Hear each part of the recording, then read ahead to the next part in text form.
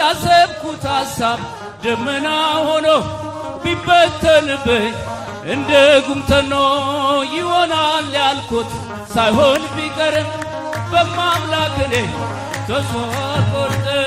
ስምሽን ጠርቼ መቼ አፍራለሁ። አመስግኗት በእውነት ሰይጣን ይፈርስቲ ስሟት ጥሩት።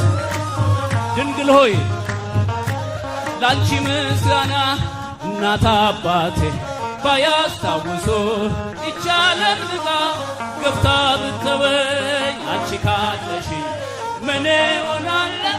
አውሎ ነፋሱ ባይሉን አልፏል።